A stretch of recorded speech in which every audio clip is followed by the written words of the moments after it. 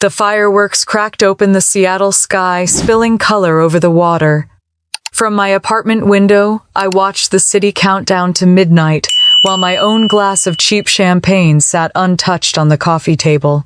Down on the TV screen, my family glowed in designer clothes and studio lighting. The Bennett New Year's Eve gala broadcast lived for the third year in a row. My father Richard lifted his glass, his smile too perfect. To our shining star, Lauren Bennett, the face of Seattle sunrise. The crowd cheered. My mother Elaine pressed a hand over his arm, laughing delicately. Then he said it, the line that burned straight through me. No one would even notice if Clara didn't show up. The audience laughed. My sister beamed. And that was the moment I stopped pretending it didn't hurt.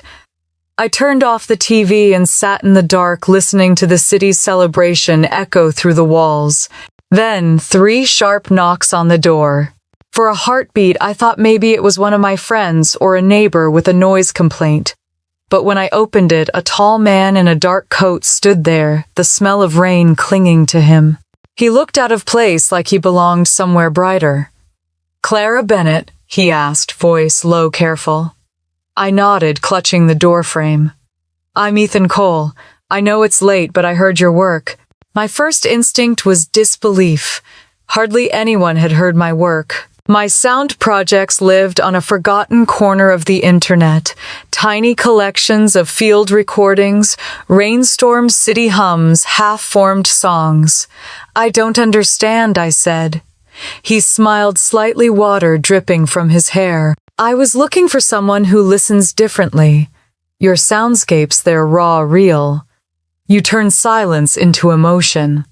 He stepped back just enough to hand me a small flash drive. "I'm directing a documentary," he continued. "The Forgotten Voices of America. We're highlighting stories people overlook. I need someone who can make the invisible heard." His words tangled in my chest. I glanced past him at the street below, empty, shimmering with rain. "Why me?" I asked. "Because you're not afraid of quiet," he said. "And because you understand what it feels like to be ignored." I almost laughed, but it came out shaky. "That's not exactly on my resume." He smiled, patient. "Sometimes the world silences the right voices. Maybe it's time yours was heard." Then he left the drive on the table near my door and disappeared down the hallway, leaving faint footprints on the carpet. For a long time I stood there, door half open, the city still alive outside. Then I shut it and stared at the flash drive as if it might vanish. The label was handwritten in black ink: Voices Project, initial concept. I poured another half glass of champagne and sat on the floor, my back against the couch. Through the walls, laughter from other apartments echoed celebration that didn't include me. My father's words still rang in my head, circling like a cruel melody. "No one would notice if you didn't show up." The truth was, I hadn't been invited. A week ago, my mother had called her tone perfectly polite. "Sweetheart, the guest list is very limited this year. We just want Lauren to shine on camera. You understand, don't you?" And I had lied. "Of course, Mom. I have other plans." Those plans were sitting alone with a frozen dinner, watching them toast my sister's success. I picked up the flash drive, plugged it into my laptop, and pressed play. A voiceover began, Ethan's calm and steady, speaking about forgotten towns, overlooked workers, unsung artists. But it was the silence between his words that caught me. Space. Breathing room. I could already hear what it could become. I reached for my recorder, the same battered one I'd carried since college. It still held old files, rain, hitting windows, coffee machines, trains, people whispering in bus terminals. The soundtrack of invisibility. My kind of language.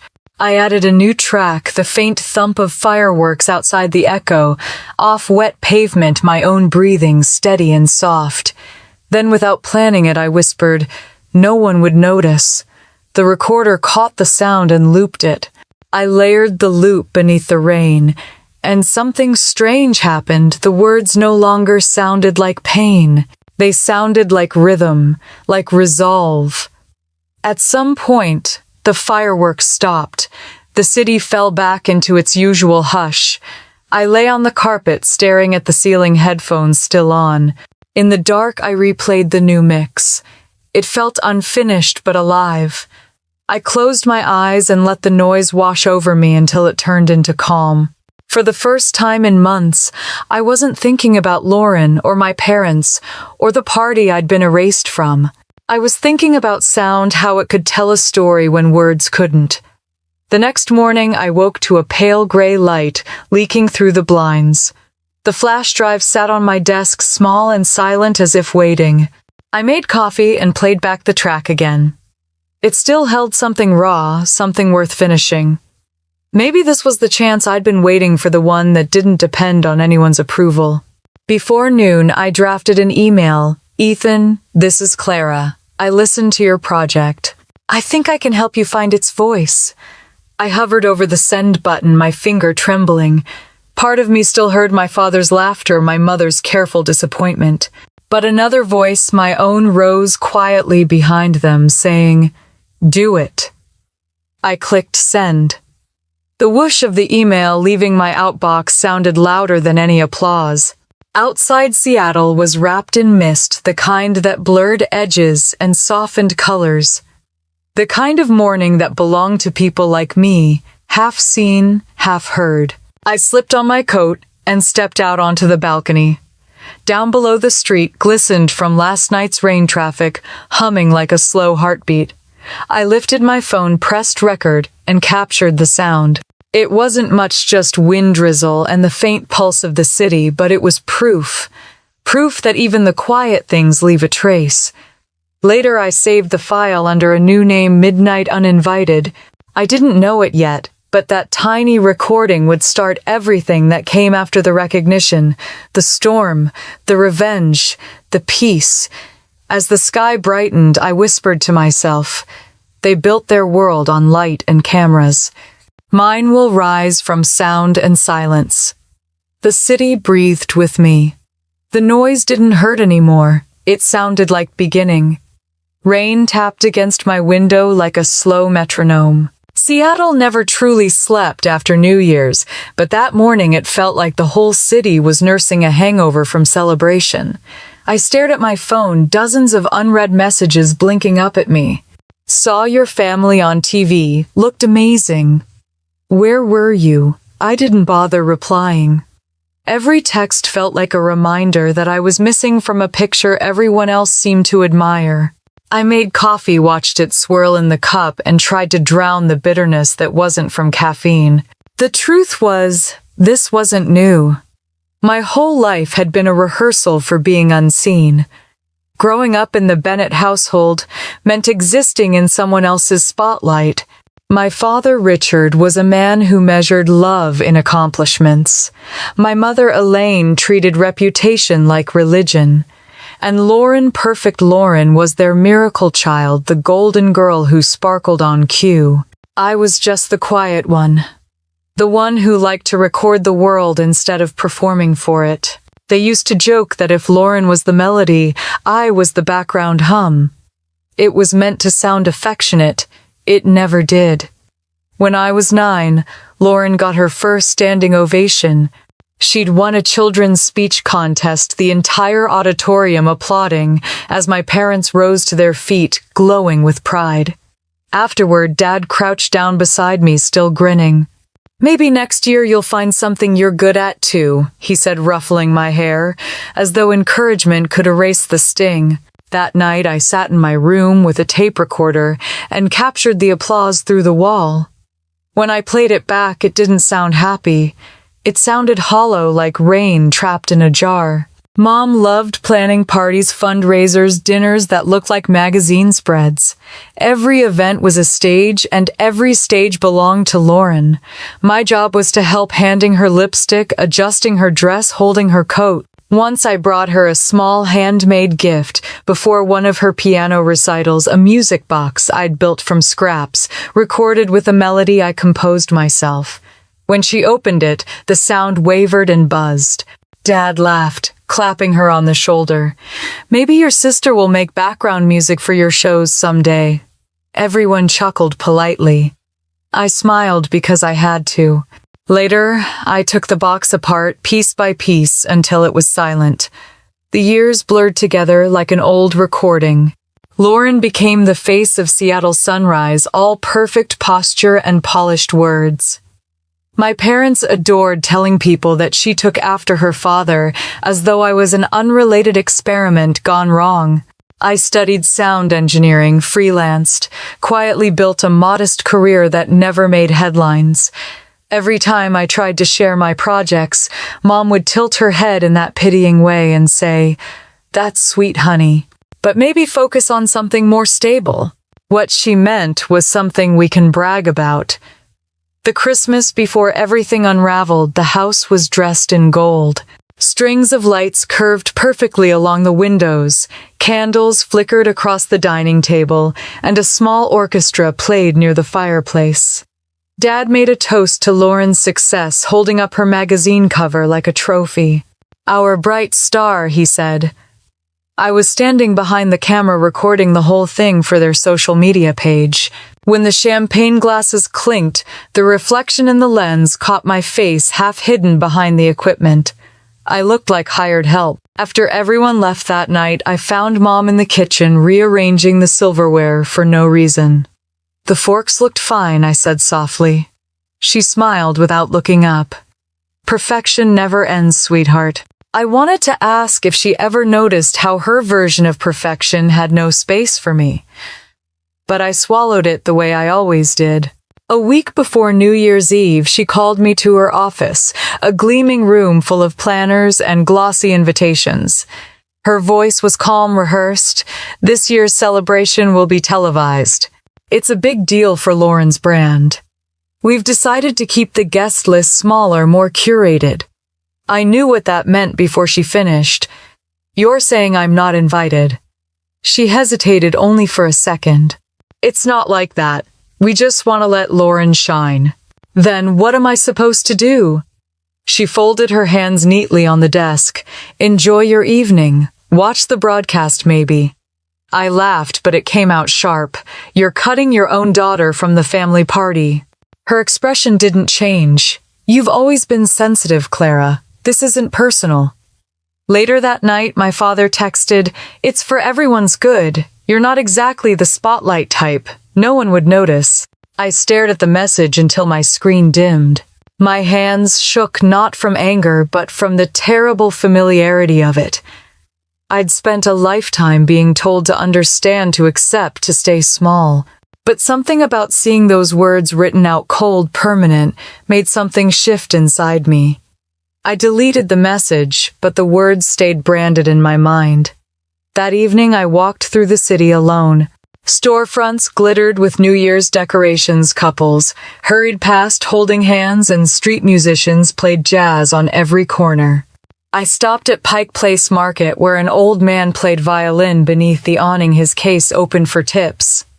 His music wove through the rain, soft but unbreakable. I closed my eyes and recorded it. The bow scraped slightly off-key. The raindrops hit his sleeve, a bus sighed in the distance. It was imperfect and alive, everything my family's world wasn't. When I got home, I plugged the recorder into my laptop. The file opened with static, then the violin's trembling notes. I layered in the hum of my refrigerator, the ticking of my wall clock, the faint sirens from outside. Together they sounded like a heartbeat, fragile, stubborn. I saved it as rain beneath fireworks. The next morning I woke to Ethan's email confirming our meeting at Harbor Studio. I should have felt excited, but a strange fear sat heavy in my chest. The last time someone said they believed in me, it had been Lauren's college boyfriend who asked me to help mix her demo because you have that techie ear. She got a regional award for that track. My name was never mentioned. Still, something about Ethan's tone had been different, sincere, curious. I made a deal with myself. If he turned out to be another person looking to use me, I'd walk away for good. I spent the rest of the day cleaning my tiny apartment, a nervous ritual. While dusting the shelf, I found the old music box I'd destroyed years ago. The lid was dented, the crank half broken, but when I turned it, it gave off a faint hum, distorted but recognizable. My younger self's voice whispered back through it, clumsy, imperfect, but real. I realized then that sound doesn't disappear. It lingers waiting to be found again. Outside, the rain grew heavier. I pressed my forehead to the cold glass, watching the blurred lights of traffic. For years I had believed invisibility was safety. Now I knew it was just a slower kind of death. I picked up my recorder, set it on the window ledge, and let it capture the sound of the storm. That night I lay in bed, listening to it, the steady rhythm of water against glass. It was the same sound I'd been hearing since childhood, yet somehow it felt different. Like the city was breathing with me, reminding me I wasn't erased, just waiting to be heard. When I finally drifted to sleep, my dreams were filled with echoes, my father's voice fading into thunder, my mother's laughter dissolving into static, Lauren's applause melting into rain, and beneath it all, a quieter sound pulsed steady, insistent, alive. By morning, the storm had cleared. The streets shimmered, washed clean. I checked my inbox again, Ethan's email glowing like a tiny lighthouse. I whispered to myself, they built their world on light and cameras. Mine will rise from sound and silence. For the first time in a long while, I believed it. Harbor Studio sat at the end of a narrow street that smelled like salt and wet concrete. The sign above the glass doors flickered faintly, half of the neon letters burned out, leaving only Har or Stu.io. Somehow, that felt right. Everything in my life seemed half lit, half seen. I took a breath and pushed the door open. Inside, the air hummed with low-frequency vibrations, machines, cables, the whisper of instruments asleep. A young assistant looked up from behind the mixing console and smiled politely. "You're Clara Bennett, right? Ethan's expecting you." He led me down a corridor lined with photos of past projects, documentaries, indie albums, soundtracks for films I'd loved without realizing they'd been made here. Ethan was waiting in the recording booth, sleeves rolled up, headphones around his neck. He looked different in daylight, tired, older but steady. "You came," he said simply. I smiled faintly. "You sounded too curious to ignore." He gestured toward a stool beside the mixing desk. "I listened to the track you sent me, Midnight Uninvited. There's honesty in it. Pain too, but it's honest pain. I recorded it after my family's party," I admitted. "I figured—" He leaned forward, elbows on his knees.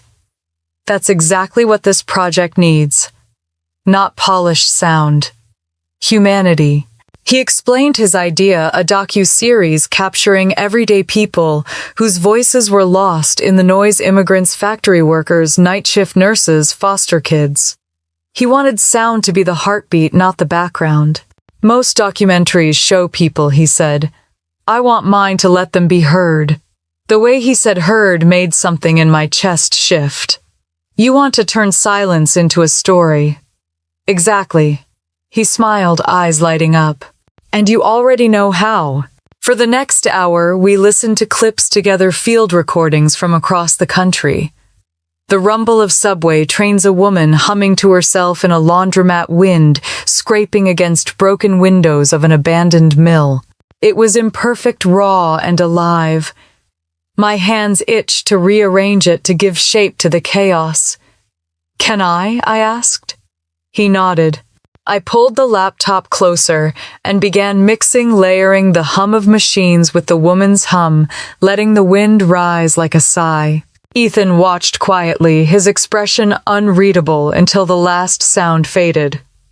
That, he said finally, was empathy turned into sound.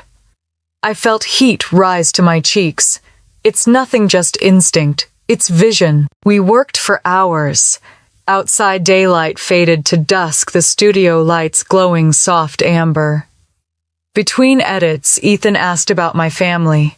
I tried to dodge it, but his tone was gentle, not prying. "My parents run a real estate company," I said. "They like control. They like things that look expensive. And you, I like things that sound real." He nodded like he understood more than I'd said. By the time we finished, the first episode had its spine echoes of the forgotten. Ethan leaned back, stretching. You know, when I called you that night, I wasn't sure you'd answer. Why'd you take the chance? Because sometimes the right people show up when no one expects them to. I laughed softly. Funny, my family just spent an entire night proving the opposite. He smiled. Then maybe this is your New Year's party. It was past midnight when I left the studio. The streets glistened with rain. My reflection followed me in every puddle, blurred but visible. For once, I didn't hate seeing it. Back home, my voicemail was full messages from my mother, Lauren, and even one from Dad. I hesitated, then played the first one. Mom's voice, controlled and sugary as ever. Clara, we missed you at the gala. It went beautifully. I hope you watched. Lauren looked stunning. The second Lauren. Hey, sorry about what Dad said. He was just joking. You know how he is. Anyway, maybe we can grab lunch this week. Then Dad, you're too sensitive, Clara. That's your problem. Try being happy for your sister for once. I deleted all three and stared at the wall until the silence felt heavier than the words had. Then I opened my laptop and played back the project. The sound of strangers, people who didn't know me, didn't judge me, filled the room like company. Over the next few weeks, I spent every spare hour at Harbor Studio. Ethan pushed me, but never harshly. Don't chase beauty, he'd say. Chase truth. Sometimes that truth hurt. Listening to recordings of people confessing loneliness made me face my own. A woman spoke about being invisible at her own wedding. A man described working 15-hour shifts just to prove he mattered. Every story echoed something inside me. One evening, as we adjusted levels on a track, Ethan asked quietly, "Do you ever think about making something about your story?" I froze. Mine. Yes. You talk about silence like it's a friend and an enemy at once. That's power. That's art. I shook my head. People wouldn't care. They already do, he said softly. They just don't know it's you. That night, lying in bed, his words haunted me. For years, I'd lived like a muted version of myself, letting Lauren and my parents define what worth looked like. But maybe sound could tell what words never could, a story that didn't ask for permission. By the third week, our project had a pulse. Ethan decided to pitch it to a streaming network.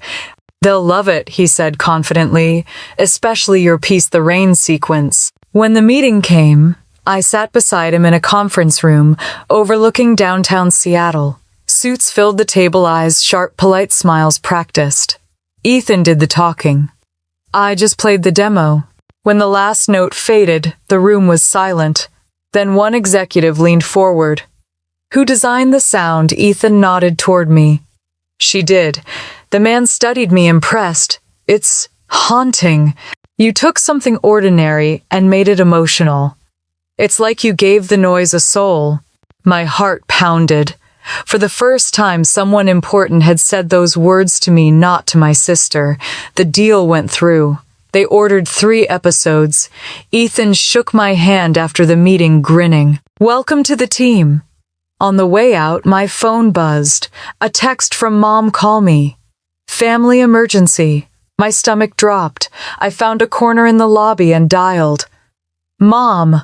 Oh, thank God, she said, her voice tight. Clara, There's a problem with the press. What kind of problem? She exhaled shakily. Some gossip page twisted what your father said on TV. They're painting him as cruel. It's terrible for the company image. I blinked, stunned. You mean when he said no one would notice if I didn't show up? That line was taken out of context, she snapped. You know he jokes. I laughed bitterly. I lived the context, Mom. Her tone sharpened. Clara, this isn't about feelings. This is about our name. I need you to post something, say it was harmless, that you weren't offended. Put it on social media. I stared at the elevator doors, watching my reflection tremble. You want me to fix your image. You're part of this family, she said firmly. Start acting like it. My throat tightened. Maybe you should have remembered that when you left me off the guest list. Before she could reply, I ended the call. Outside, the rain had stopped, but the sky was still bruised with clouds. I walked toward the studio, the echo of my parents' voices chasing me like ghosts. For the first time, though, their noise didn't drown me. It fueled me. That night, I stayed late, mixing a new track, something raw and sharp. It began with silence, then layered in fragments of voices, laughter, applause, faint insults. Finally, a single word cut through enough. When I played it back, the sound hit like a heartbeat. I named it The Extra. Ethan found me the next morning asleep on the studio couch. He listened to the track without speaking, then turned to me. This isn't just sound design anymore. It's truth. I rubbed my eyes. It's my truth. He smiled, nodding slowly. Then let's make sure the world hears it. And just like that, something inside me shifted for good. For the first time, my silence wasn't a cage, it was a weapon. The first screening was held in a small downtown theater that smelled faintly of popcorn and old velvet. Only a few journalists and local artists had been invited, but my pulse hammered as if the whole world was waiting. The lights dimmed, and the opening frame of Echoes of the Forgotten appeared on screen. Ethan's name first, then mine, in smaller text, just beneath Sound Design by Clara Bennett. My fingers clenched around the armrest. I'd spent years being invisible. Seeing my name projected onto a wall felt like stepping out of the dark. The first sounds were mine. Rain against metal rooftops, a train whistle fading into the distance, the quiet sigh of a woman whispering, "I'm still here." The room stilled. No one coughed, no one moved. My heart swelled and twisted at the same time. When the credits rolled, silence lingered for several seconds before the applause began, hesitant at first, then stronger. People rose from their seats clapping. Ethan looked over at me smiling. "They heard you," he said. Afterward, a young journalist approached me, eyes bright. "Your sound work, it feels personal," she said. Was it inspired by something? I hesitated, thinking of my father's toast, my mother's perfect smile, the empty chair that had been mine. "Everything we create comes from somewhere," I said finally. She smiled knowingly. "Then, wherever it came from, I hope you go back there. The pain makes it real." Outside, the night air smelled like rain again. The city glowed under the streetlights, slick and alive. Ethan walked beside me, hands in his pockets. "You did it," he said. That silence in the room, that's power. It felt like holding my breath for an hour, I admitted. Then realizing I could finally exhale, he laughed quietly. "Get used to it. They're going to want more from you now." He was right. Within a week, the network called. The pilot episode was trending, drawing unexpected attention online. A headline on a streaming site read, "Echoes of the Forgotten captures the sound of empathy." My inbox flooded with requests for interviews. One email, though, stopped me cold. The sender's name glared from the screen, Elaine Bennett. The message was short, "Saw the episode. Call me." I almost deleted it. But curiosity, or maybe old habit, won. When I finally called, her voice came through smooth and polished like it always had been. "Clara," she began, "I watched your little film." "It's not a film, Mom. It's a docuseries." Yes, of course. "I didn't realize you were pursuing this full time. I didn't realize you cared." She ignored the jab. "Your father's concerned. Some of your followers online are bringing up the New Year's Eve comment again. They're saying he silenced you. This could hurt the company." I closed my eyes, gripping the phone tighter. "He did silence me. You both did. Now it's just recorded." Her voice sharpened. "You're being ungrateful. We gave you every opportunity to be quiet," I said. A pause. Then the icy composure returned. I'm only calling to ask you to be careful what you say in interviews. People will twist things. People already did, I said softly. And it wasn't strangers. She sighed long and theatrical. You've always been dramatic, Clara. Just remember you're a Bennett. That name used to mean something to me, I whispered. Not anymore. I hung up before she could reply. When I looked up, Ethan was standing at the studio doorway watching me. I hadn't realized he'd overheard. Family, he asked gently. Ghosts, I said. They call when they feel me breathing. He didn't push. Channel it. Don't waste it. Over the next month, we worked nonstop. The second episode, Steel and Silence, followed a former shipyard worker who'd lost his hearing after an explosion. His voice cracked when he said, "The world went quiet before I was ready." I built the soundscape from fragments, a heartbeat, then nothing but muffled waves. When we premiered it, people cried in the theater. Afterward, a producer from New York called to discuss expanding the series. The night before the deal, I got another message from my sister. "Lauren, can we meet?" I almost didn't answer, but part of me wanted to see if she'd changed. We met at a cafe overlooking the harbor, the same place we'd eaten birthday pancakes as kids. She wore sunglasses, even though it was cloudy, the subtle armor of someone used to being watched. "Clara," she said softly, sliding into the booth. "You look different." "Alive," I offered. She smiled weakly. "I deserve that. Look, I know things have been tense." Tense, I laughed. "You stood there while they cut me from the family party. You smiled while they laughed at me." "I didn't know what to do," she said. "I was always supposed to be the good one.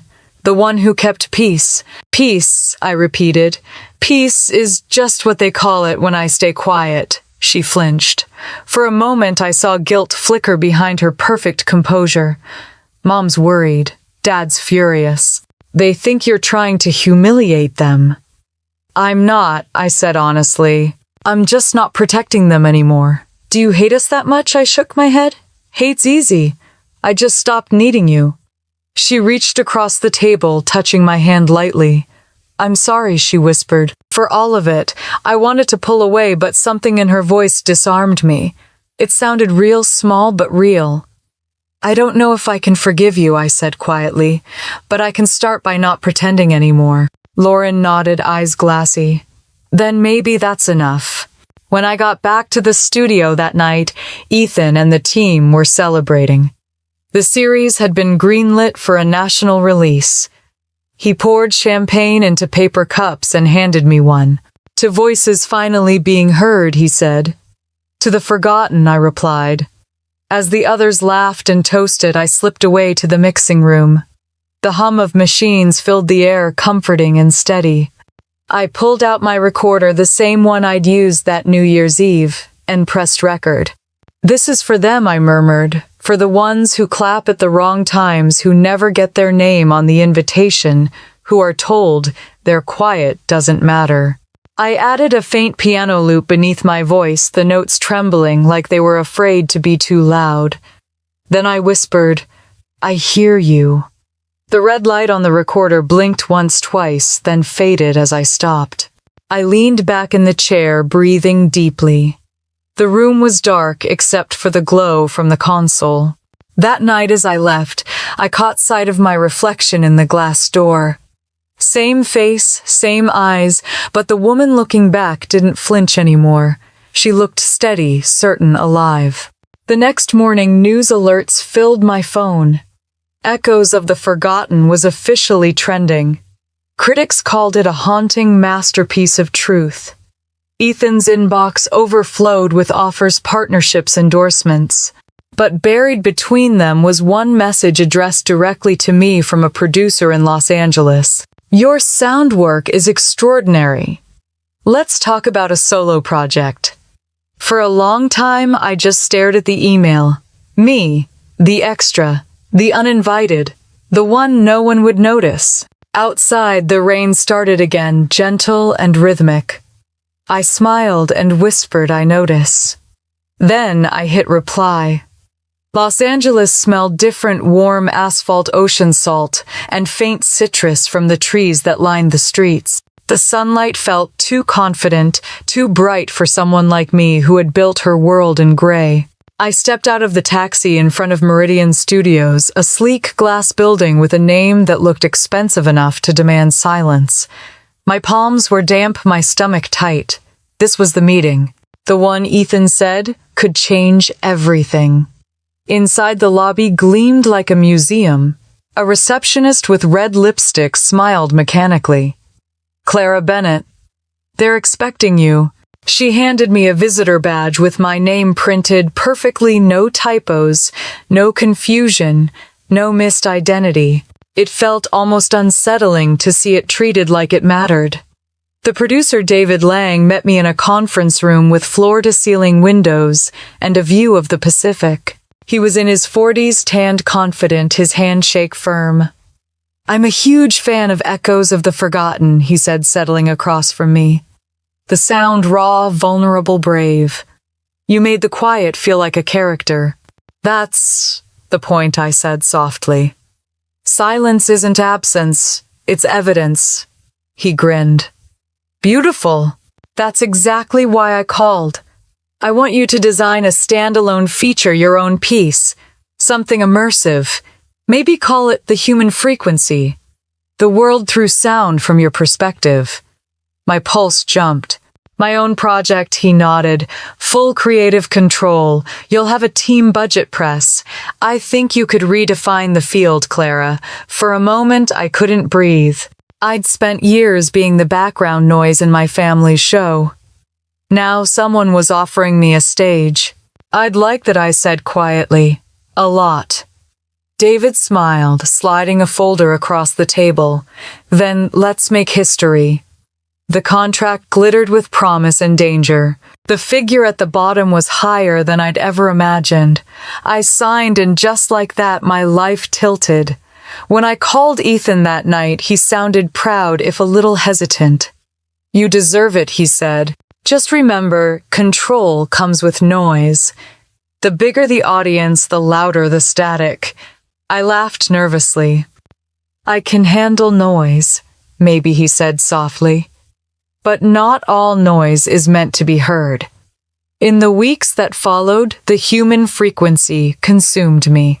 My small apartment filled with microphones, cable speakers, and late-night coffee cups.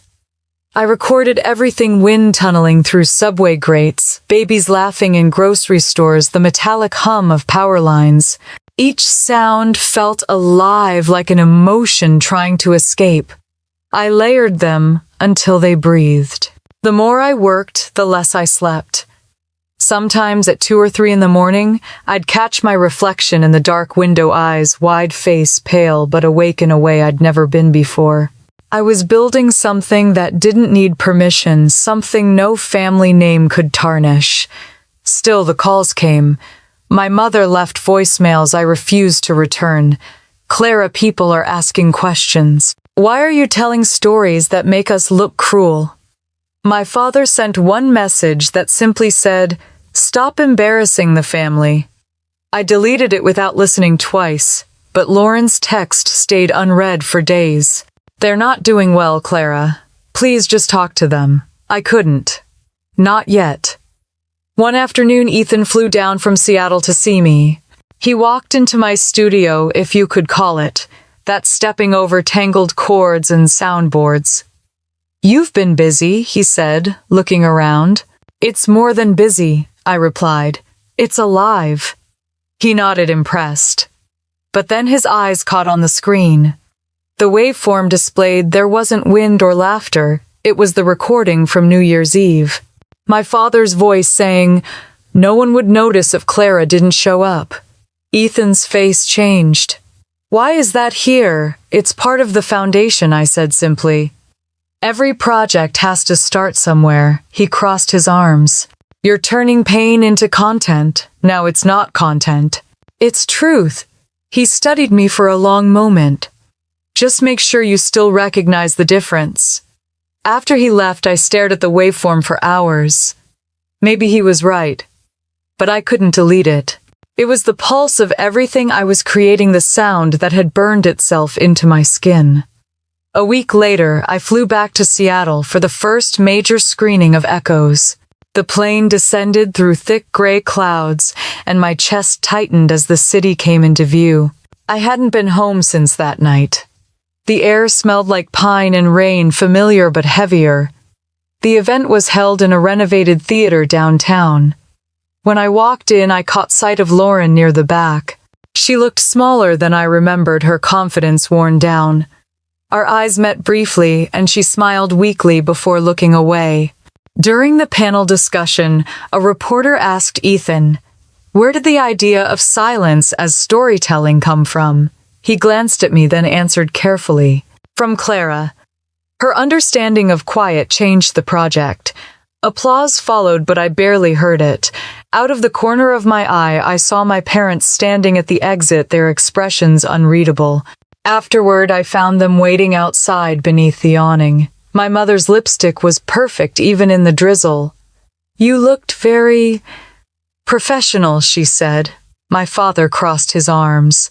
"You think humiliating us on national television is success," I sighed. "Dad, no one said your names."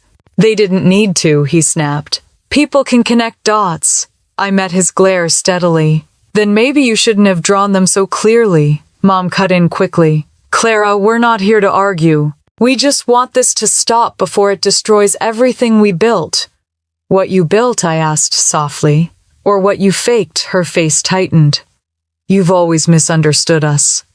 "No," I said. "I finally understand." They stared at me like I was speaking another language. The rain thickened, drumming against the awning, and for once I didn't fill the silence. I let it sit there, heavy, honest, unforgiving. When they left, I felt a strange mix of grief and relief. Something inside me loosened, like a knot finally giving way. That night, Lauren came to my hotel. She stood awkwardly at the doorway, holding a small box. "Mom wanted you to have this," she said. She said it's from before everything went wrong. Inside was a photo of the four of us at a summer fair. I was maybe 12, wearing a headset too big for my head, pointing at something off camera. Everyone else was smiling for the lens. "I looked like I was listening to something only I could hear," Lauren said quietly. "She's scared, Clara. Not for the company, for you. She says this revenge will eat you." I laughed softly. "Maybe it already has." Lauren frowned. "You're not her mistake, you know. You're just what she doesn't understand." I looked down at the photo again. Maybe. But understanding doesn't fix what's broken. When she left, I placed the photo face down on the desk. I opened my laptop and played back the human frequency.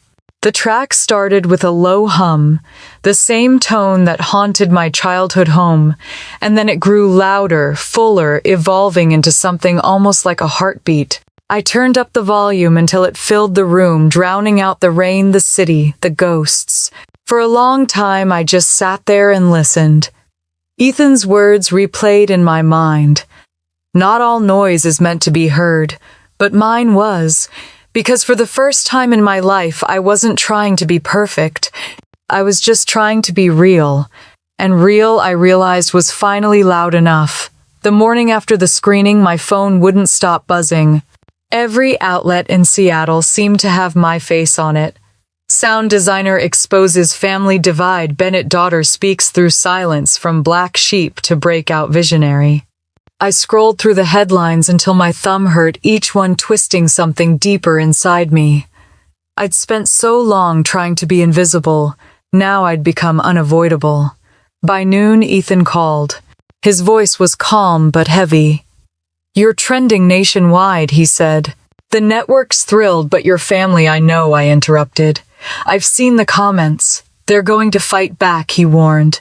"Just remember what's real. Don't let noise define you." But the noise was already everywhere. My inbox overflowed with interview requests. Some wanted to talk about the documentary. Most wanted gossip, the inside story of the Bennett feud. I ignored them all except one message that stood out. The sender's name was simple, Lauren. Her email was short.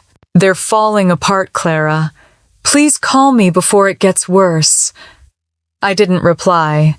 Instead, I poured myself into the human frequency. The project had grown bigger than I imagined. David's production team in Los Angeles had rented an entire studio space complete with interns and brand consultants. Every day, someone new asked me to explain my vision.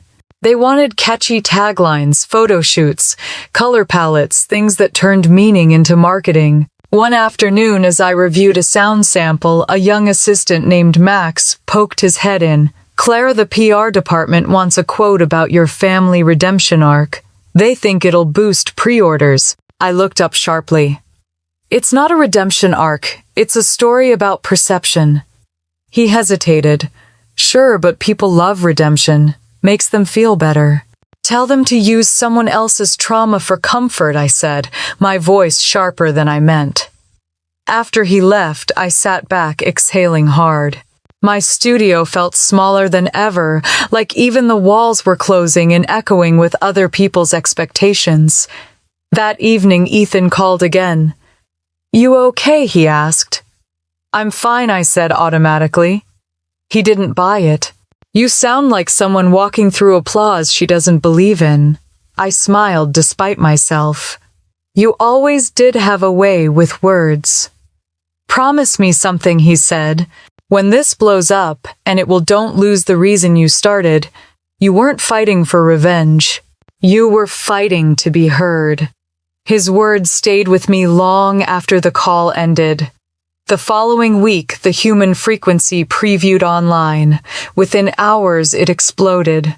The teaser video, just 60 seconds of layered sound, was shared hundreds of thousands of times. People wrote in the comments, "This feels like grief and rebirth." She turned silence into protest. Finally, a woman who refused to disappear. But fame is a strange mirror. It reflects everything, even what you don't want to see. Beneath the praise were crueler comments. She humiliated her family for clout. Another narcissist hiding behind art. If no one noticed her before, maybe there was a reason. I told myself I didn't care. I told myself I was too busy to read them. But at 3 a.m, lying in bed with the glow of my phone on my face, I read every word. 2 days later, Lauren called. I didn't expect to answer, but somehow I did. Her voice was raw, unsteady. "Dad's losing it, Clara. Reporters keep calling. Mom won't leave the house. You have to say something." "What do you want me to say?" I asked quietly. "That they were right." "No," she said, and I heard tears in her voice. "Just that you didn't mean to destroy them." I closed my eyes, remembering the night they'd cut me out of the party. The way Dad's laughter had filled the room while mine had drowned in silence. "I didn't destroy them, Lauren. I just stopped protecting the illusion." There was a pause. "They're still your parents," she whispered. Where I said, "That's past tense." I hung up before she could reply. Later that week, Ethan flew into town for a meeting with David. We met at a rooftop cafe overlooking the ocean. The city stretched beneath us, calm and gray. Ethan looked at me with quiet concern. "You're everywhere, Clara, but you don't look happy." I stared at the horizon. Fame is just another kind of silence. It's loud, but it doesn't listen back. He smiled sadly. "You sound like someone who's about to set herself on fire just to stay warm." "I'm fine," I said, though we both knew it was a lie. After lunch, I returned to the studio and worked late into the night. The team had gone home, leaving the building empty. I sat alone in the sound booth, surrounded by blinking lights. On my desk, the old recorder sat waiting, the same one I'd used on New Year's Eve. I pressed play. My father's voice filled the room, faint but unmistakable. No one would notice if Clara didn't show up. The words no longer stung. They vibrated through me like fuel. I layered them under a new track, a deep, resonant hum that sounded almost human. Then I added rain. Always the rain. The composition grew heavier, sharper, until it felt like a storm. Then I whispered into the mic, "You notice now." I called the track Erasure. When I played it back, the sound hit me like thunder, both terrifying and cleansing. For the first time, I didn't cry. I smiled. The next morning, David burst into my studio waving a tablet. "You're not going to believe this," he said. "The press picked up your latest piece. The Times wants to run a feature, 'The Woman Who Made Silence Loud.' They're calling you a pioneer." My chest tightened. "And what does that make my family?" He hesitated. "Collateral." That night, guilt gnawed at me. I sat on the balcony with my laptop reading the article. They quoted my work, my philosophy, even my childhood memories pulled from old interviews. But the last line made me freeze. Her father, Richard Bennett, declined to comment. I closed the laptop and stared into the city, lights, their reflections blurring with the tears I refused to shed. A few minutes later, my phone buzzed again, another unknown number. I almost ignored it, but instinct made me answer. "Clara," a voice said. "My father's. Hoarse, unfamiliar. We need to talk." I said nothing. He continued, slower this time. "This family can't survive another scandal. You've made your point. Congratulations. Now stop." My throat went dry. "Stop being myself. Stop embarrassing us," he snapped. Then softer, "I never meant what I said that night." I laughed bitterly. "You meant every word. You just didn't mean for the world to hear it." "Clara, goodbye, Dad."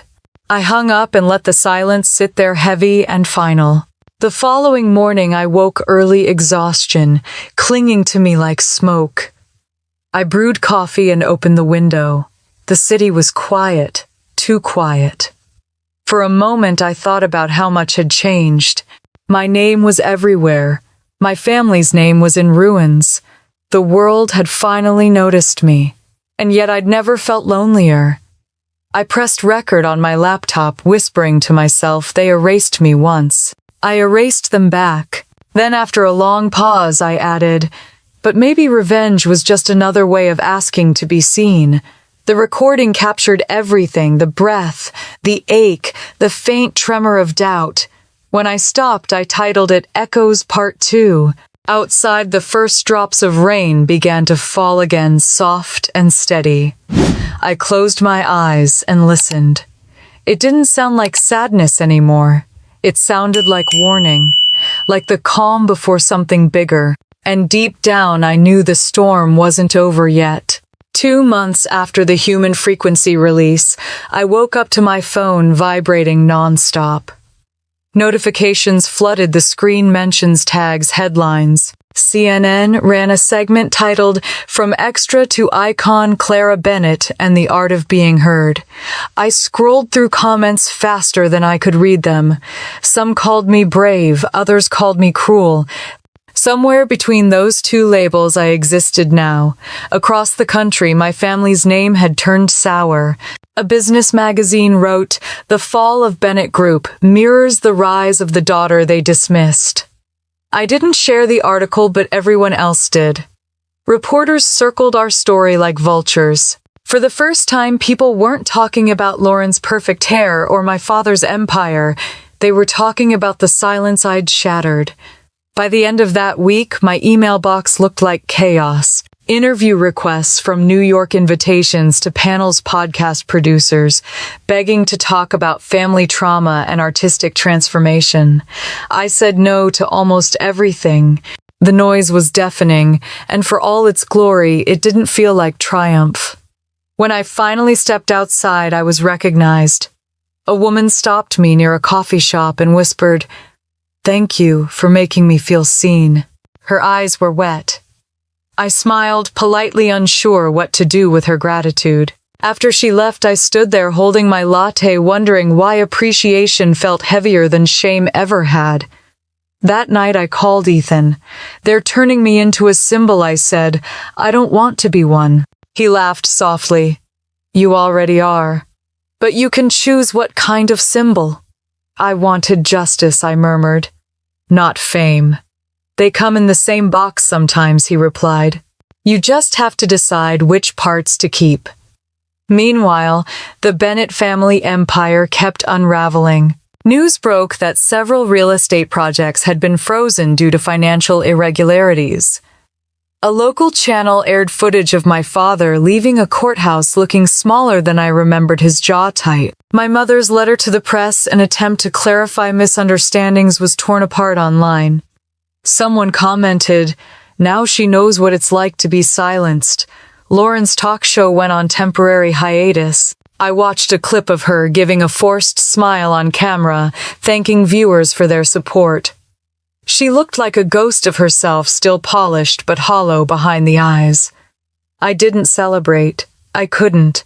Revenge wasn't supposed to taste like this, dry, stale, flavorless. Late one evening, my phone buzzed. It was a message from Lauren.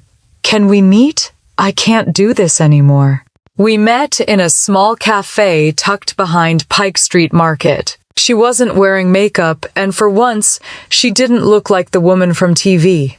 Her hands shook as she held her cup. "They've turned on me," she said quietly. "The network, the fans. Everyone thinks I helped cover for Dad." I said nothing. She looked up, her voice breaking. "Mom's barely leaving the house. Dad won't speak to anyone.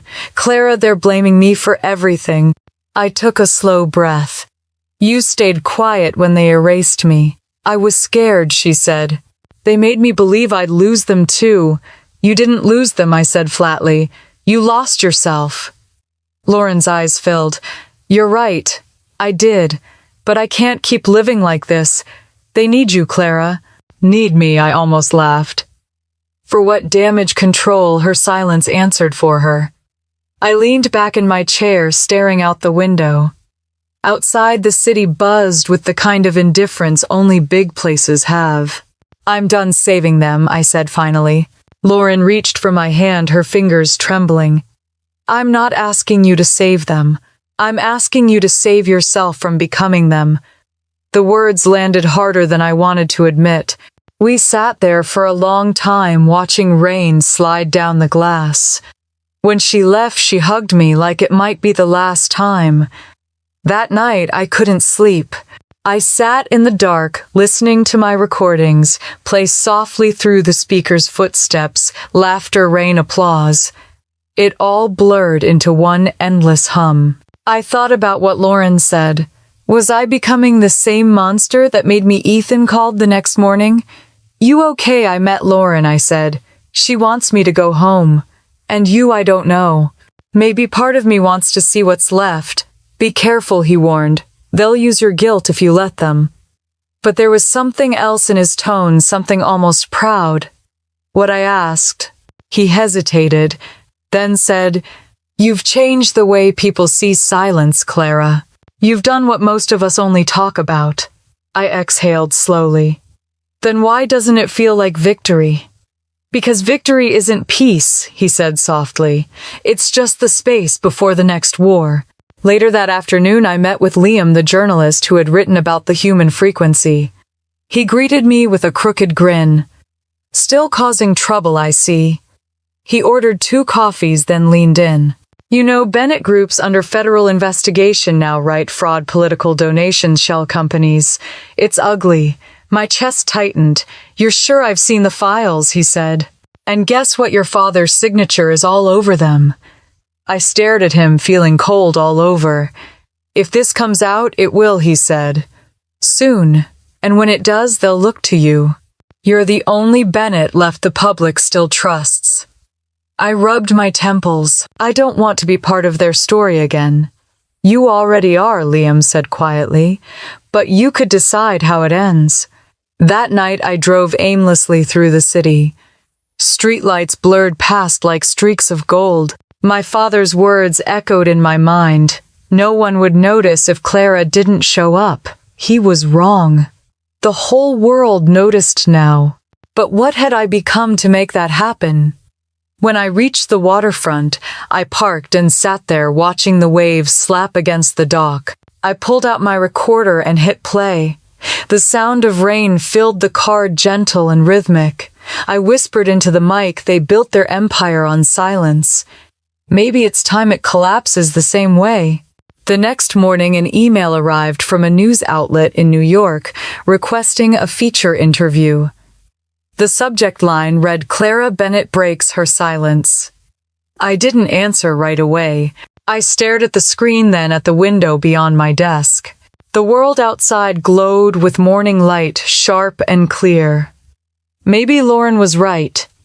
Maybe the only way to end the cycle wasn't to fight louder, but to listen deeper. I closed my laptop and turned on my recorder one more time. I didn't know what I was going to capture, only that I needed to start somewhere new.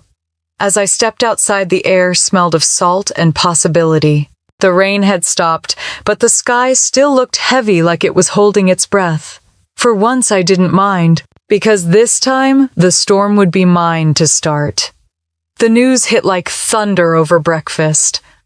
My phone buzzed across the counter, spilling headlines in all caps.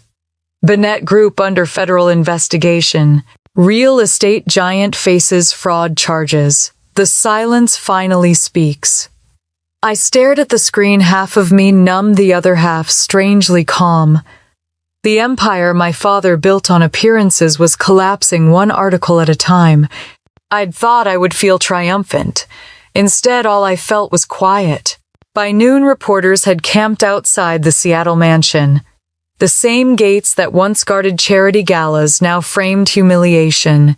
I turned on the TV and watched as cameras zoomed in on my father's grim face, while my mother walked behind him, clutching her purse like a shield.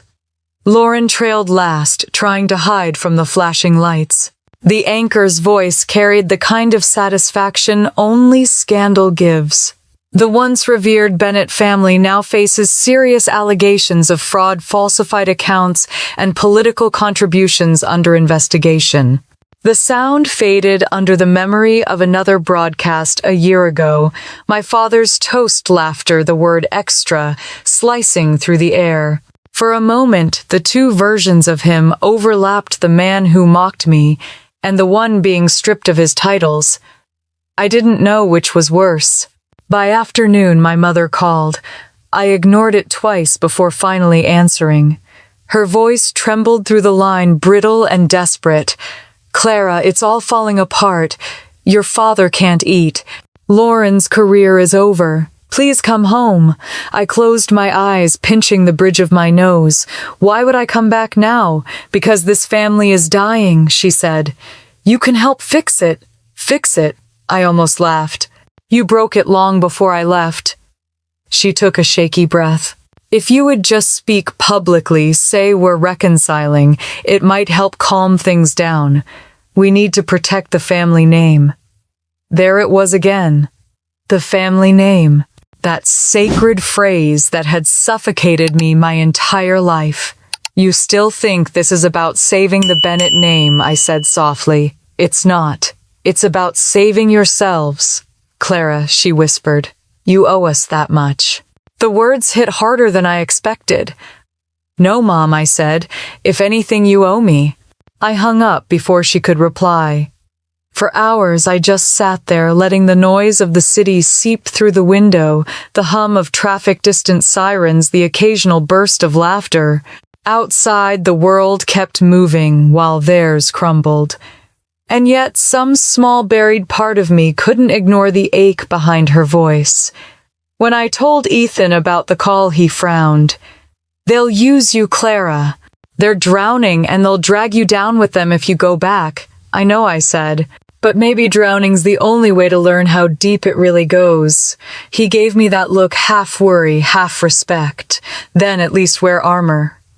2 days later, I was on a plane back to Seattle. The sky outside the window was a dull gray sheet, heavy and endless. I hadn't been home in over a year, but the thought of walking into that house again made my stomach twist. When the car pulled up to the gates, I hesitated before stepping out.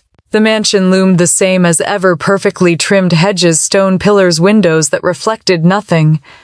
Inside, the air smelled faintly of lilies and old guilt. My mother met me in the foyer. Her emerald dress shimmered beneath the chandelier, but her eyes were hollow. "Clara," she said softly, as if my name might break her.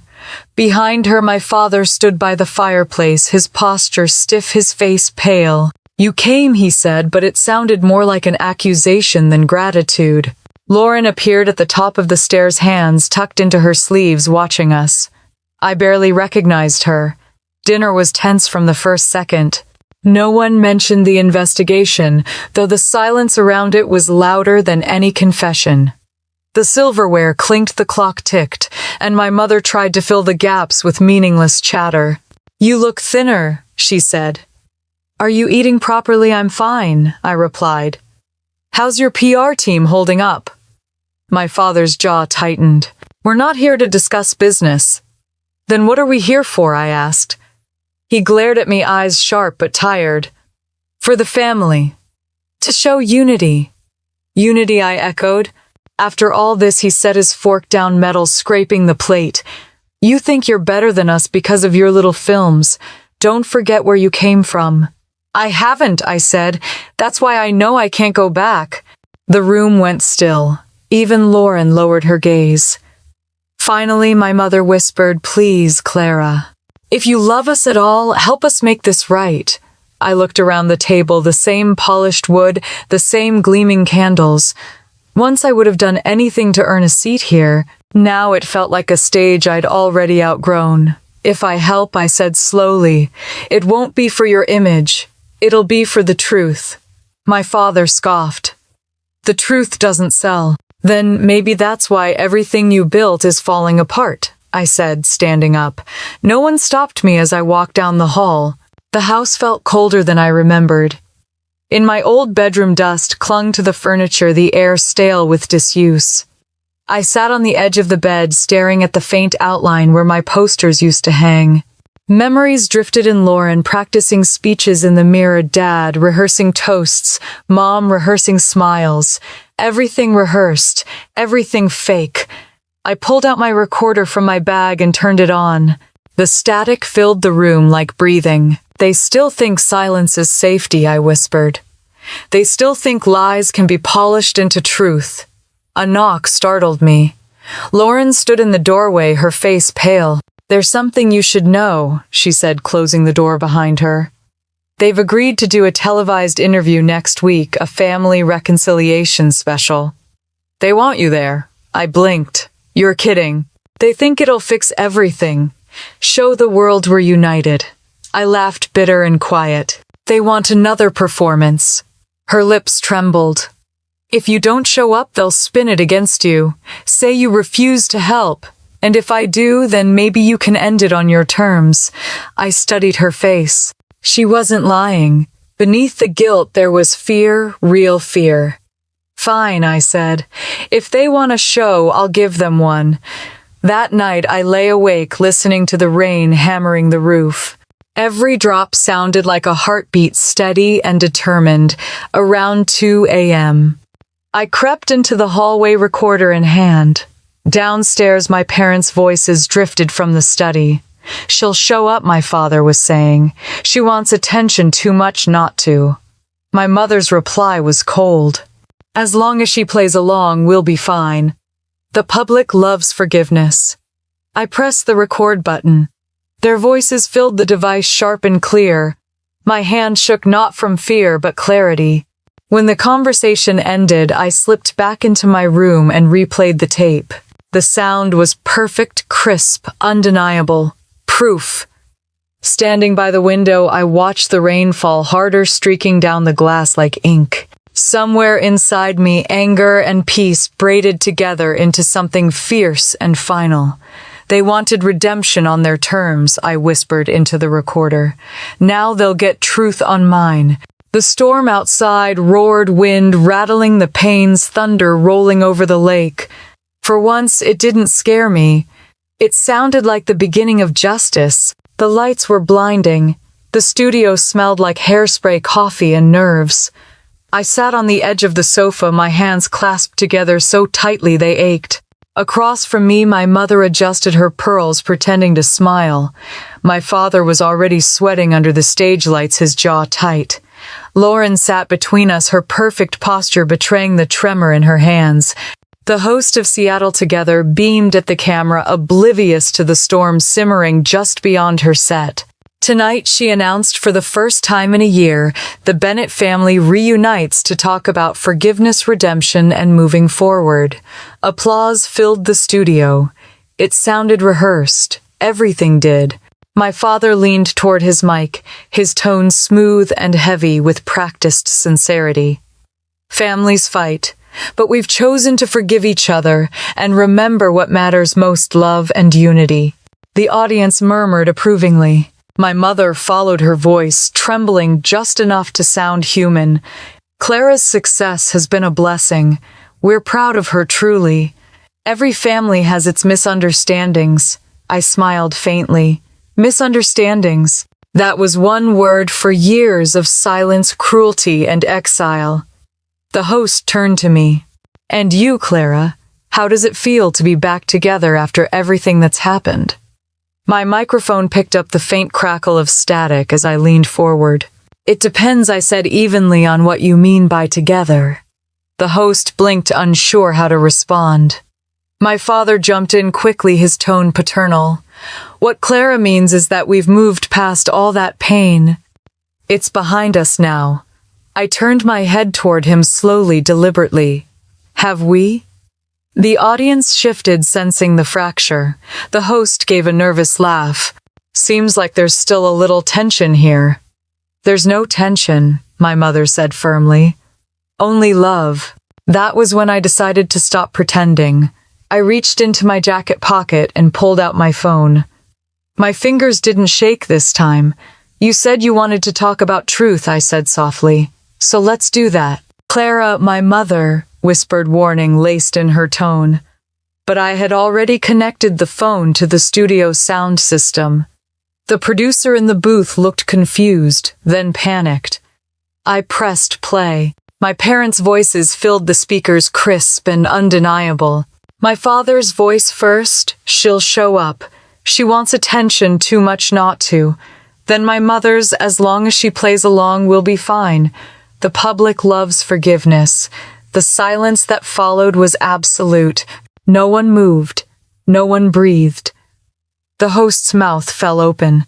My father's face went white. My mother's hands clenched in her lap. Lauren's eyes widened in horror. I sat there, calm, the recording echoing through the room. That was from 2 nights ago, I said quietly. Their version of redemption. My father lunged toward me, his voice rising. You're out of line. I didn't flinch. You've been out of line my entire life. The audience gasped their shock, morphing into a hunger for truth. The host tried to regain control. Let's all take a breath. But my father's composure had shattered.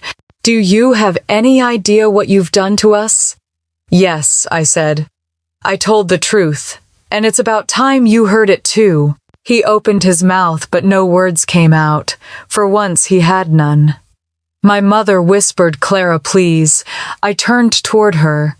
You wanted forgiveness, but forgiveness only comes after honesty. You can't skip the part where you take responsibility. She looked down, her mascara smudging as tears slipped through. The cameras caught everything. The host, realizing there was no salvaging this, motioned for a commercial break, but the director shook his head. The moment was too raw to cut. Ratings gold. I rose from the couch, microphone still live. I was told no one would notice if I didn't show up.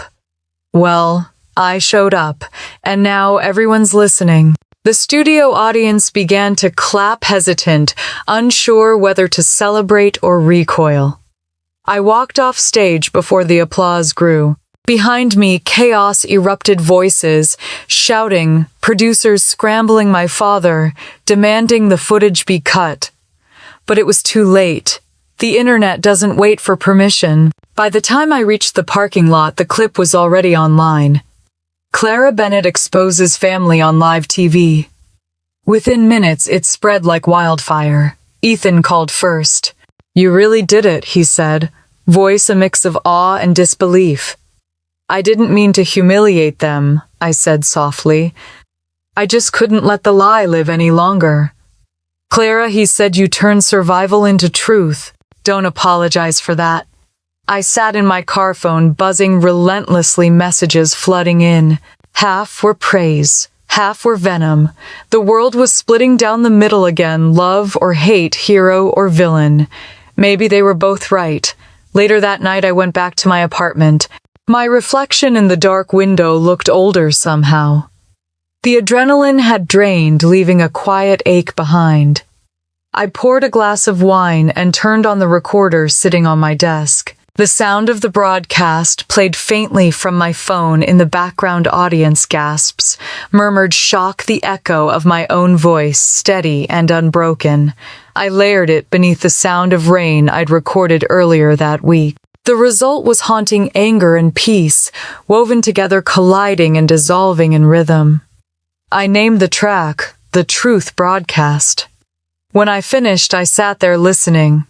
For the first time, I didn't hear pain in my voice. I heard clarity.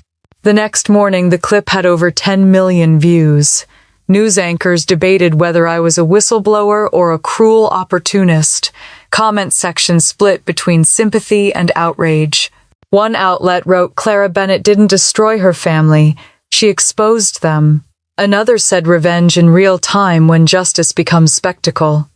I didn't respond to any of it. Instead, I called Lauren. Her voice was quiet, but steady. They're devastated, she said. Dad hasn't spoken since the show. Mom's hiding from reporters. I didn't want it to end like this, I whispered. But it had to, she said. You did what they never could, tell the truth. I didn't win, I said. Maybe not, she replied. But you stopped losing. When the call ended, I walked to the window. Seattle's skyline shimmered through the rain, gray and beautiful. I thought about everything that had led me here, the laughter that had mocked me, the silence that had defined me, the truth that had freed me. I turned off my phone and picked up the recorder. They used my silence once I said quietly, "Now it belongs to me." Outside, thunder rolled in the distance, soft and low. The storm wasn't over, but for the first time I wasn't afraid of the noise, because this time I had made it myself. The following week felt like an earthquake that wouldn't stop shaking. Every time I turned on the television or opened my phone there, I was headlines, interviews, late-night hosts making jokes about the Bennett family meltdown.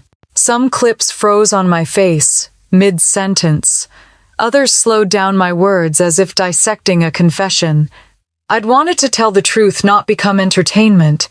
But in America, those things were the same.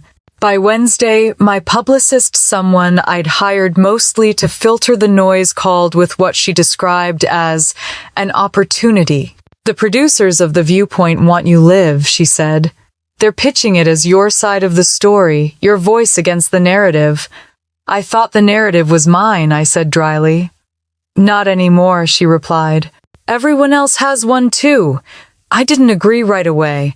I told her I needed a day. Then I walked to the waterfront headphones and pretending to listen to music while my mind played back every word from that studio broadcast. I saw my father's face again, the fury, the disbelief. My mother's silence. Lauren's tears. I wondered if truth had a price or just a receipt you never stopped paying. That night, Ethan called. You're too quiet, he said. I'm thinking. About them. About me, I answered. For once. He hesitated. Then don't let guilt rewrite your story. You didn't destroy them, Clara. They built their lives on a lie, and you stopped helping them maintain it. I know, I said. But it doesn't make it easier, he sighed softly. You never wanted easy. You wanted honest. I didn't sleep much that night. By morning, I'd made up my mind. I texted my publicist one word, yes. 2 days later, I walked into the studio of The Viewpoint. It was bigger than the last one, slicker, colder cameras that moved like machines with eyes. The host Diane Carlisle was known for making people cry on live television.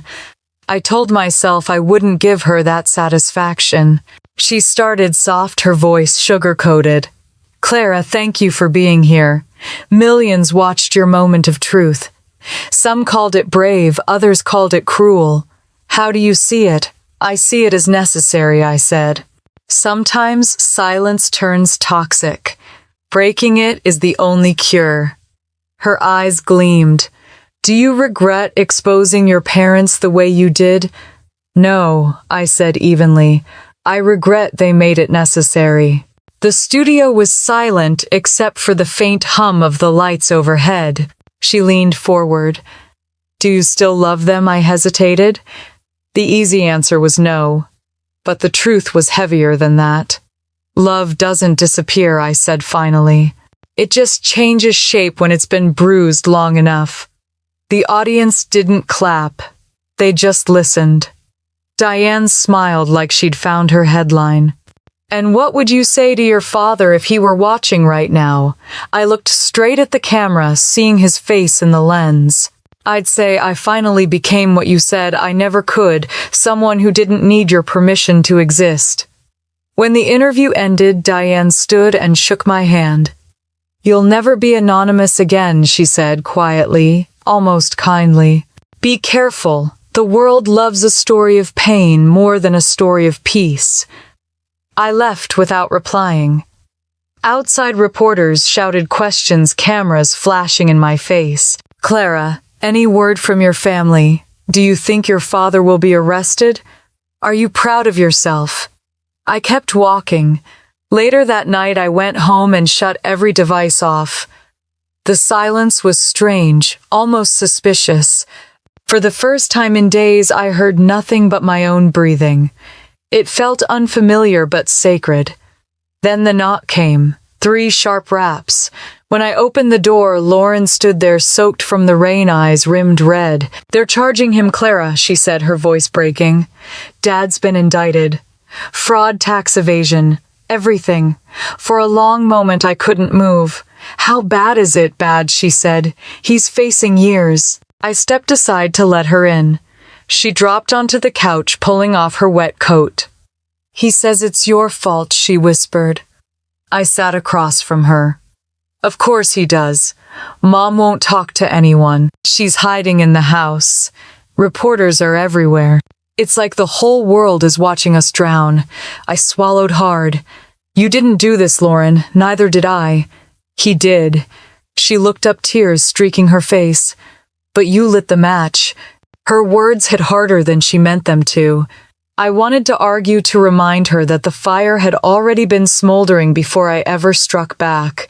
But instead, I just said quietly, maybe someone had to. We sat there in silence for a long time. Eventually, she reached into her purse and handed me an envelope. He wrote this, she said. Said it was for you. I didn't want to open it. But when she left, I sat by the window and tore it open anyway. The letter was short, written in the same precise handwriting I'd memorized from childhood birthday cards. Clara, you've made your point. You got what you wanted. I hope it was worth destroying your family's name. Whatever happens next, know this, you are no longer my daughter. Richard, I read it twice, then laughed. It wasn't the hysterical kind. It was the hollow kind that fills the air because nothing else will. Then I picked up my recorder, the one that had started everything. I pressed record and began to read the letter out loud. My voice trembled at first, then steadied. When I finished, I whispered into the mic. You're right, Dad. I'm not your daughter. I'm my own. I layered his words with mine in post-production later that night, letting his coldness clash with my calm. The track built slowly, his voice breaking apart mine, rising through it like light through smoke. I called it Inheritance. By morning, the piece had gone viral. Not for its scandal, but for its soul. Comments flooded in, people talking about their own parents, their own silence, their own freedom. One wrote, "She turned pain into legacy." Another said, "This is what healing sounds like." When Ethan called, his voice was thick with pride. "You did it again," he said. You made them listen, not to destroy, I said quietly. To understand. He paused. So what's next? I looked around the studio. The wires, the blinking lights, the half-finished sketches taped to the wall. For the first time, it didn't feel like chaos. It felt like home. I'm going to build something new, I said. Something that doesn't need a family name to stand. Then you've already won, he said. After he hung up, I opened the window. The city smelled of rain and renewal. Somewhere in the distance, church bells rang faintly like a promise I hadn't believed in for years. I closed my eyes and whispered, "Let them keep the name. I'll keep the truth." The wind carried my words into the gray morning, scattering them like ash, soft, final, free. The day my father was sentenced, the sky over Seattle looked like bruised metal. Reporters swarmed the courthouse steps, microphones raised, cameras flashing like gunfire. I stood at the edge of the crowd, hidden beneath a dark umbrella, the hood of my coat pulled tight. His name echoed through the air, Richard Bennett, guilty on multiple counts of fraud and tax evasion. 15 years. The words sounded both too short and endless. Inside the courtroom was a mosaic of whispers and judgment. My mother sat 2 rows ahead, her pearls absent, her posture crumpled. Lauren was beside her, pale and still. When my father entered, handcuffed but unbroken, the air shifted. He looked older, smaller, like a statue someone had forgotten to polish. Yet when his eyes swept the room and landed on me, the same cold fury flared to life. He didn't speak to me. Not once. Not as the verdict was read, not when the bailiff led him away. But when he passed close enough for me to hear, he muttered, "I hope you're proud." I didn't answer. I couldn't. Pride wasn't the word for what I felt. It wasn't joy or sorrow. It was something deeper, quieter. A release that had waited decades to breathe. When the gavel struck for the final time, I turned and left. The rain had started again, fine and steady. My mother didn't follow. Lauren did. We walked in silence for a few blocks until she finally said, "He'll never forgive you." "I don't need him to," I said. "But you loved him." I did. And that's exactly why I had to stop. She nodded, though her eyes shimmered with tears. "I wish I were as strong as you." I shook my head. Strength isn't what it feels like. It's just what's left when you've lost everything else. That night, I sat by my apartment window watching the city lights blur through the rain.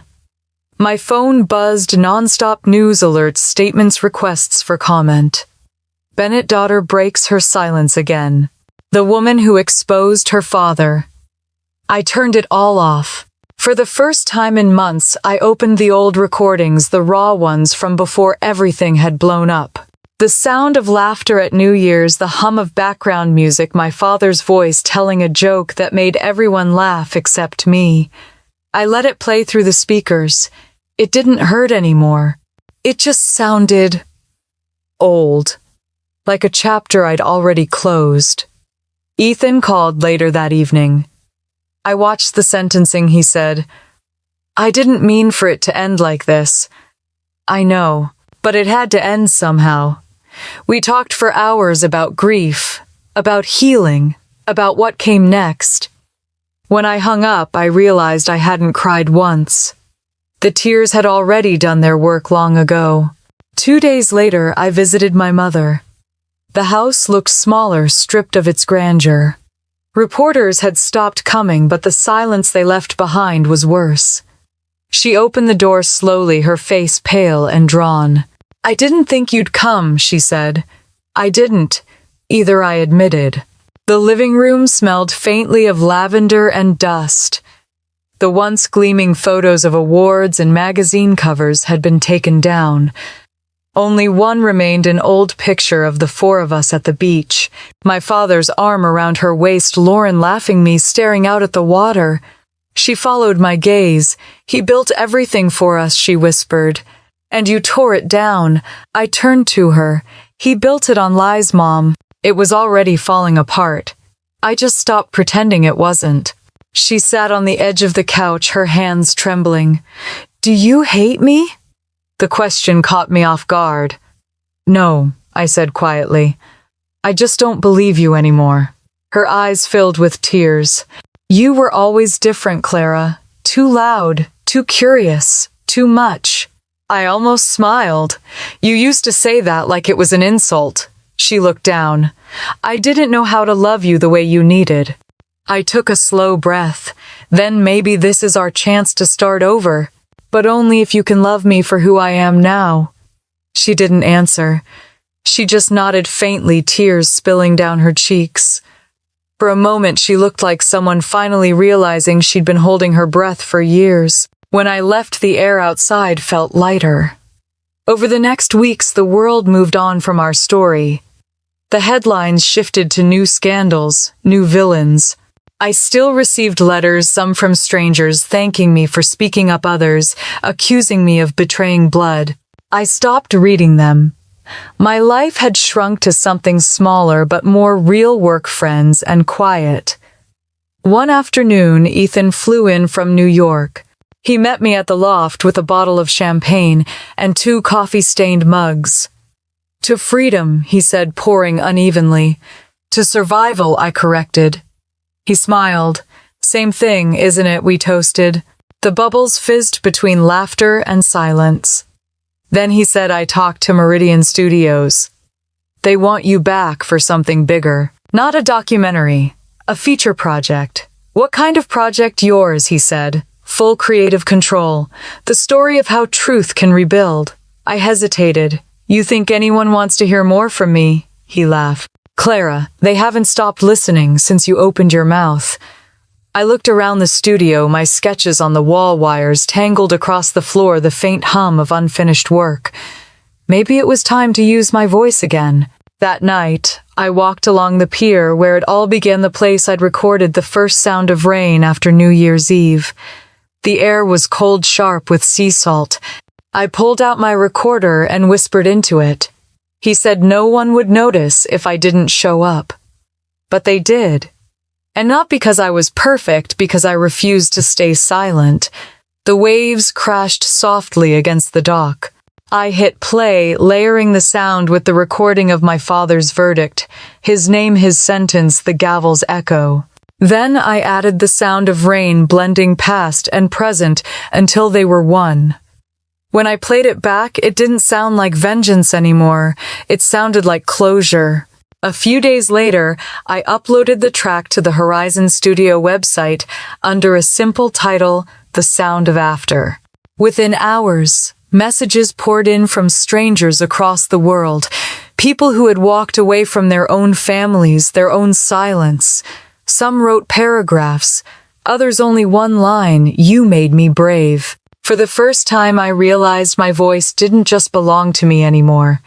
It belonged to everyone who had ever been erased. That night, as I stood by the window of my loft, I could see the reflection of the city glittering below, alive and unapologetic. My phone buzzed with a message from Lauren. "Mom's listening to your new piece," she cried. She said it sounds like forgiveness. I stared at the text for a long time before replying, "Maybe it is." Outside, the rain began again, steady and familiar. The sound no longer hurt. It simply reminded me I was still here, still moving, still heard. And this time, the silence that followed wasn't empty. It was peace. New Year's Eve came around again, 1 year to the day, since I'd been told I was just an extra. The city outside my window pulsed with gold and silver lights, laughter echoing up from the street below. Somewhere out there, people were counting down, kissing, promising to change. I sat at my desk in the loft, surrounded by cables, empty mugs, and a faint hum from the speakers that had become the heartbeat of my life. It didn't feel like an ending anymore. It felt like a beginning I'd earned. A soft knock came at the door.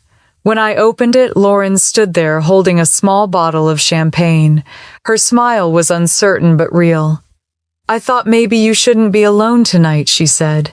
I stepped aside to let her in. "You always had good timing." We sat on the couch, the same couch that had seen me fall apart and rebuild the same one I'd slept on, when Horizon Studio was just a dream and a space heater. She poured the champagne into mismatched glasses, and for a while we said nothing. The fireworks outside began early, faint pops echoing through the sky. She was the first to speak. "Mom wanted to come," she said softly, "but she thought it would be too much." "It's okay," I said.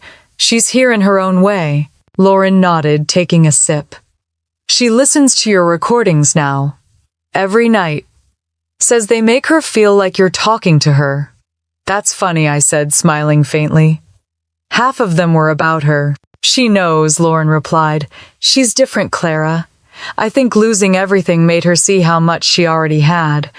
I looked out the window at the city lights. "And you, I'm trying," she said. "I'm doing local broadcasts again, no scripts, no pretending. Just people's stories." I guess we both found our voices in different ways. Something in her tone made my chest ache with pride. "I'm glad," I said quietly. "You sound happy." "I am," she said, and after a pause, "Are you?" The question lingered between us, heavier than the silence that followed. I set my glass down and thought about the past year, the courtrooms, the cameras, the nights I'd cried until dawn, the mornings I'd woken up and chosen to keep going. I thought about Ethan's steady voice, the sound of rain recorded through open windows, the faces of strangers who had written to say my story gave them courage. "I think I am," I said finally. Not because everything's fixed, but because I stopped needing it to be. Lauren smiled, tears glinting in her eyes. "You did it, you know. You changed everything." I shook my head. "I just told the truth." "Sometimes that's the biggest change of all," she said. When midnight approached, we moved to the balcony. The air was cold, sharp with the scent of snow and fireworks. The countdown began in the streets below 1098, and the sky exploded in color. I felt the vibration through the rail, through my bones, through everything that had once been broken. When the last echo faded, I turned to her. "You know what's strange? I used to think revenge would feel like victory, but it feels more like relief." Lauren nodded slowly. "Maybe that's all it was ever supposed to be." We stood there a while longer, watching the lights die down. Then she hugged me tight, her voice small against my shoulder. "I'm proud of you." After she left, I went back inside and sat at my desk. The recorder waited beside the keyboard. I pressed the red button, the familiar click filling the room. "My name is Clara Bennett," I began, my voice steady. "A year ago tonight, I was told I didn't matter, that I was just an extra. But sometimes the extra is the one who keeps the story honest. Sometimes the one left out becomes the reason the story changes." I paused, listening to the hum of the city outside, the distant fireworks, echoing like fading applause. "This year," I continued, "I learned that revenge isn't destruction, it's reclamation. It's taking back the parts of yourself they said weren't worth loving. It's realizing that being cut out of their story doesn't mean you stop writing your own." I exhaled slowly, letting the silence fill the room. It wasn't the kind of silence that suffocates anymore. It was the kind that listens. A soft ping from my phone broke the quiet. It was an email from an address I hadn't seen in months. From Ethan Caldwell. Subject: "Let's build something new." I opened it. "I've been offered a partnership for a new project in New York, a platform for independent sound artists. I want Horizon to be part of it. Think bigger. Think louder." I smiled, the kind that reached all the way to the bones. I typed back 2 words, absolutely in. Outside, another firework burst across the sky, its reflection dancing across the window. I looked at it for a long moment before whispering into the recorder. The silence ended the day I stopped waiting for permission to be heard. Then I hit stop. Weeks later, the new project launched. Horizon Studio partnered with Ethan's firm to create Frequency Collective, a space where artists could tell stories through sound. We held workshops, built installations, collaborated with schools. I watched young designers record the creak of doors, the hush of wind, the laughter of strangers turning small sounds into symphonies. I saw myself in all of them, hungry, hopeful, healing. During the opening event, someone approached me, a young woman clutching her phone. "Your story saved me," she said. "I left home last year after hearing you speak. I thought I'd disappear, but I didn't. I started recording the world, and now I'm studying sound engineering." I hugged her. "You didn't disappear," I whispered. "You amplified." Later that night, I stood by the window of the new studio looking out over Manhattan's skyline. The city buzzed beneath me, alive and restless, but my heart was calm. The weight I'd carried for years was finally gone. My phone buzzed again. A message from Mom. "I listened to your new piece. It made me cry. I'm sorry for everything." For a moment, my eyes blurred. Then I typed back, "I forgive you. Be well." I didn't need her approval anymore, but forgiveness still mattered for me for what came next. When I left the studio that night, the streets glistened under the city lights, and snow began to fall, soft, quiet, endless. I walked through it without hurrying. The world didn't feel cold. It felt new.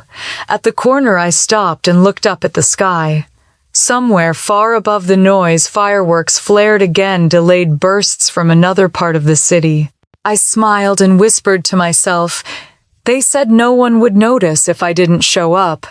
But I did, and now they'll never forget it.